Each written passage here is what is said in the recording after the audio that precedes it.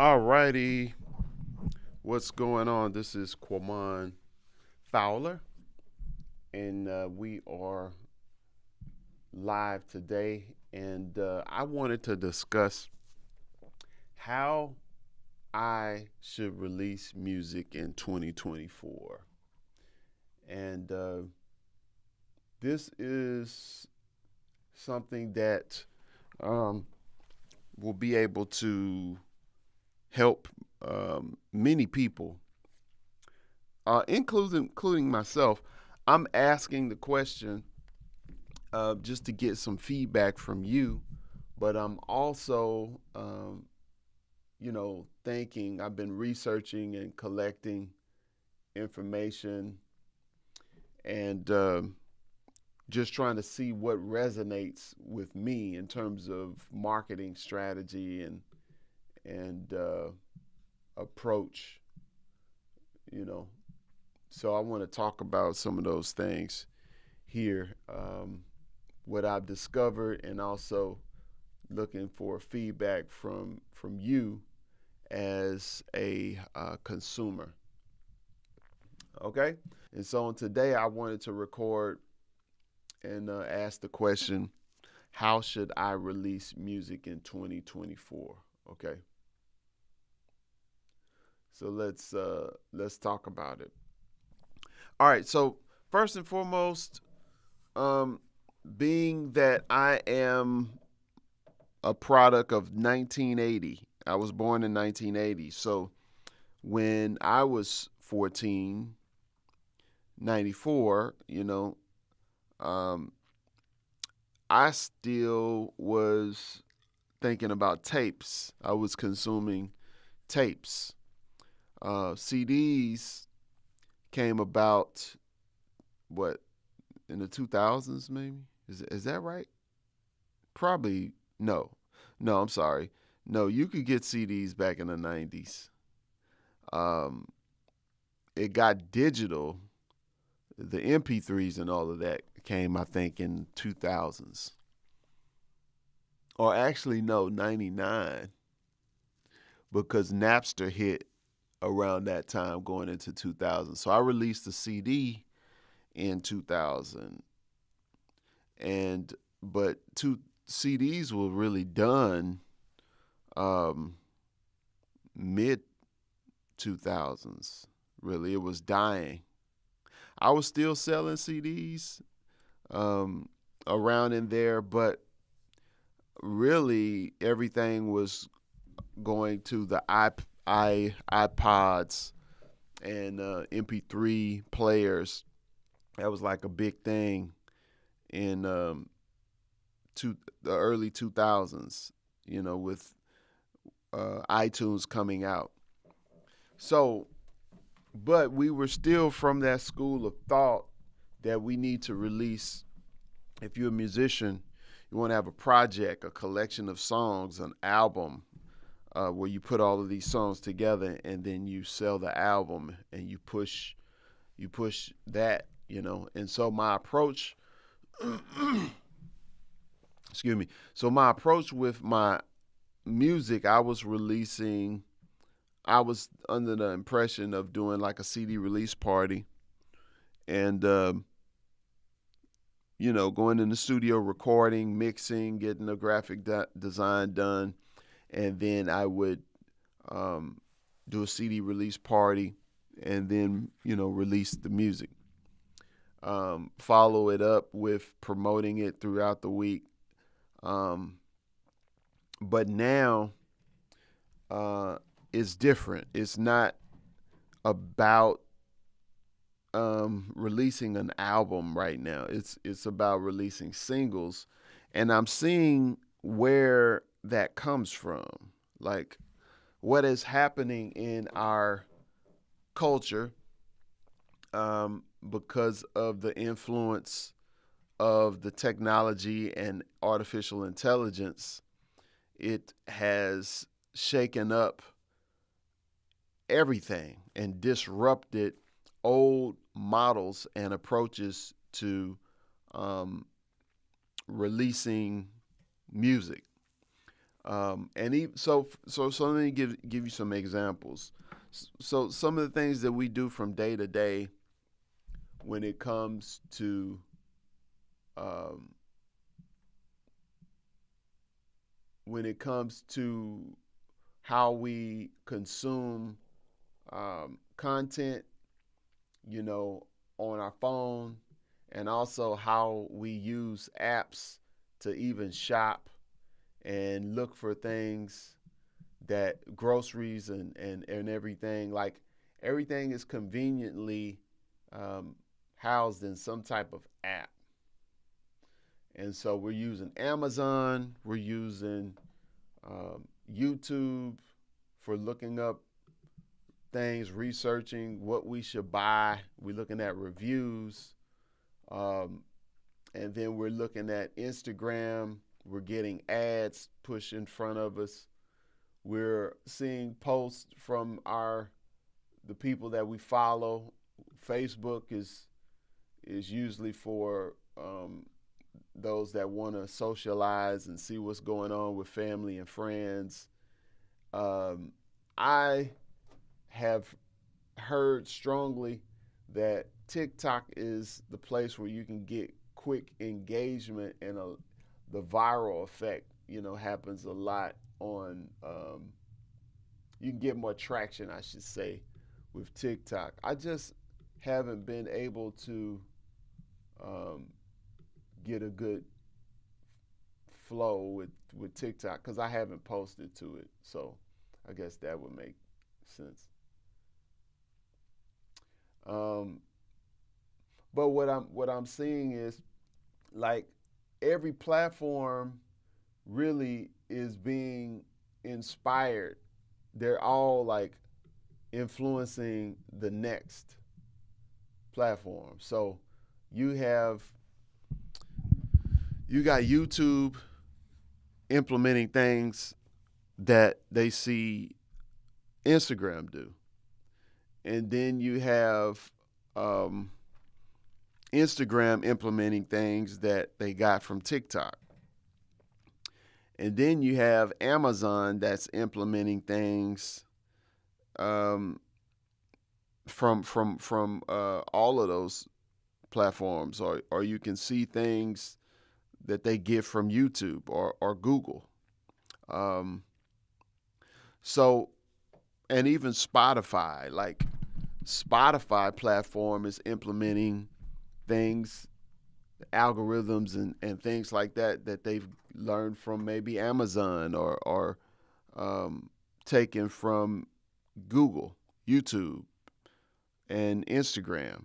You know what I'm saying? So these technical companies, these companies are are making it to where we're using these apps every day, and they're a part of our lives. And so, as musicians, we have to pay attention to what consumers or our listeners are doing, and their mindset and habits in terms of what are they doing, what they are doing and expecting from their artists that they follow, or the artists that they follow, and the people who content they enjoy. And so what's happening is there's an impression on um, that's expected. Like, it's impressed upon them that musicians or artists should be putting content out more frequently. And the competition is everything. Like, if you're one that is trying to keep people's attention, or you're trying to get people's attention and turn them onto your music, then you have to use these social media platforms. And then once you use the social media platforms, because people are used to just clicking, opening their phone, and then going right to the app of their choosing, and boom, there's some content to watch. are opening up Spotify and boom, there's a song that they see that's out, or they can just click on and play and listen to while they're working, or while they're working out, or coming home from work, or going to work. They just want that quick um, process. And so, what I'm seeing that we are what's happening is because of the influence of social media platforms, it's affecting Spotify to the point when you go into Spotify, the way that they group things and categorize things, they're putting playlists together, they're suggesting songs that you would like, artists that you would like, and they're comparing your music, if you're an artist, with others. And so it's this community, like network type of vibe or environment inside of the app, uh, just to keep you engaged. Because every platform wants to keep you on the platform. All right. And so, with that said, I'm like, okay, I didn't really understand because I wasn't paying attention to Spotify like that. I didn't understand. People always talk about, how it pays a fraction of a penny. Actually, 0.00 and then a digit. That's what you'll see. But of course, the more streams you have, then of course, that can add up or whatever. But it's really kind of miniature. That's why we lean more on doing performances, you know. But if we're going to look to earn more through releasing through the streaming platforms or through Spotify, then we have to treat it like YouTube, be consistent. Like I've been posting consistently every day on YouTube and Instagram, shorts, lives, and doing reels primarily on Instagram. And then I've been doing, videos, shorts, lives on my YouTube channel. And so what I'm seeing is that's kind of like the vibe you have to have for Spotify. And what people are doing is paying for ads. So they're doing videos of their songs, and then using those to promote their Spotify to get more people to follow them on Spotify, and then to get up their listens. But I'm just seeing it's now really occurring to me what's going on. That's why I wanted to do this video, because I'm seeing that, man. So I really have to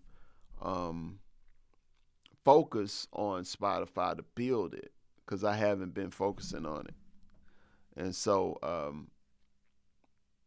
and then there's, I was always thinking that maybe if I create my own streaming platform, or if I house my material in my own environment, then I can, monetize my music that way. I was thinking that way, but it's just a challenge because you're competing with these big tech companies to be able to have an up-to-date app, and making sure that you have all the bells and whistles. It can be expensive if you want to have your own app built, and then you got to maintain it. And so sometimes you have to assess what's going on and put a strategy together that would make sense with your workflow. So, for instance, what I'm doing is I am going to, post more clips from the songs that I've already released. So I am going to, um, so a lot of this. I have 9 albums, and what I've understood too, even like older content, um, from the music to even the podcast. Uh, what you do is you have to focus on a platform. So what I've been focusing on is YouTube. All right. So with YouTube, I'm posting every day. I'm looking at the analytics and I'm getting an idea of what's working, what's not doing so well, etc. And then I'm changing, or making it to where the next content I put out, I make sure I hit the right keywords and the right subject and stuff like that in order to connect with that audience. So that's all based on me paying attention to YouTube and paying attention to Instagram. But on Spotify, then you have to um, purposely send people to your Spotify profile. And you have to purposely tell people to subscribe, just like you would on YouTube. And so I'm learning this. And then I'm seeing more advertisements about paying for ads to market your songs, your good songs. And so I'm learning. I'm really learning, and it's all a matter of like stirring up the pot, as you would. If everything, if you like, for instance, on a platform like Spotify, we are not putting out music as fast as we're putting out content. So I can sit down in my garage, my studio, and I can record content. Like I can't I could record a song every day. um, I have a good archive of tunes.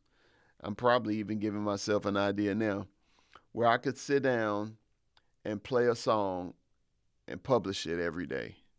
But typically in Spotify or going to the digital platforms, you would want is we're thinking more so along the lines of recording our music professionally, getting it mixed and mastered, and putting a graphic art together, and then releasing that. But that's an expensive, time-consuming process, right? So, how can you use the approach of posting on Instagram daily or posting through YouTube, on YouTube? How can we use that and transfer it to a Spotify? Okay. Or you can say uh, the digital service providers, um, Apple Music, um, Amazon, and Spotify. They say Deezer, but I've never checked out Deezer, so I don't even. My music goes there, but I don't even know what that looks like, right? Anybody use Deezer? Because I've not. Okay, so um, yeah. So what I was thinking, so if we focus on like how to figure out how to make that process quicker to create music and have it to where I can release a single a month, one single a month. How is that possible? How can I make that happen? In my head, I'm thinking about um, the process of creating music. So I can sit down here and outline the music in my DAW and have musicians come over and play, record. Then I still need to mix and master it. Then I need to get my graphic design done. Need to get my liner notes or whatever all that information. Then I'd have to submit it into CD Baby and then push it out to all of the digital platforms.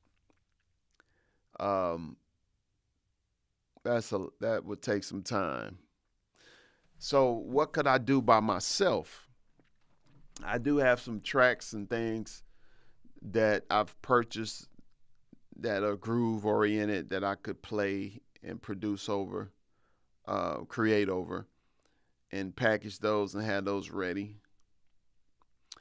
Or I could even create the outlines, outline things myself. I could and just have my guys come over here and keyboard player come over here and play, and then work through getting a song done, and just have that, and like the clockwork happening every month. So I'm thinking about possibly doing something like that.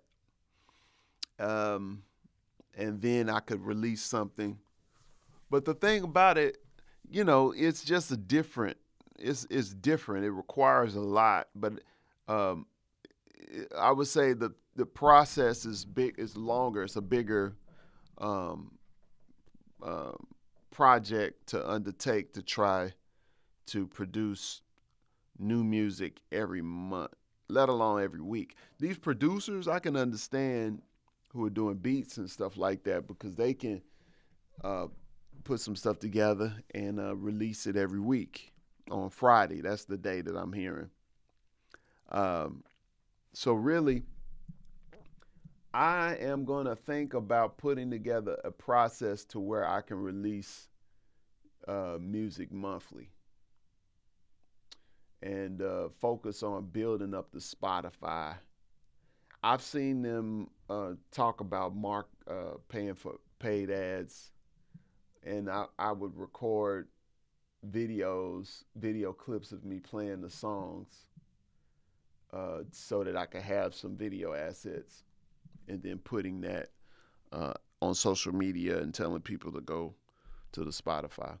But I was trying to get some feedback from people to see what platform they like to listen to music on and what is the vibe, the communal aspect of being a part of that platform. I just think Spotify is one that's popular. A lot of people are, use Spotify, but also Apple Music. See, and I think what Spotify is going for is that social media type vibe or social network type experience inside of their app. Apple Music, I don't get it. I don't get that. It's more so like I just go in there and listen to the song and then I get out. People did bring up Pandora as well. Um, I hadn't used Pandora in a while. My music's there. I used to have to send the song that I wanted them to include in the playlist there, but I haven't done that in years. So I don't know. They might be just still playing the old stuff.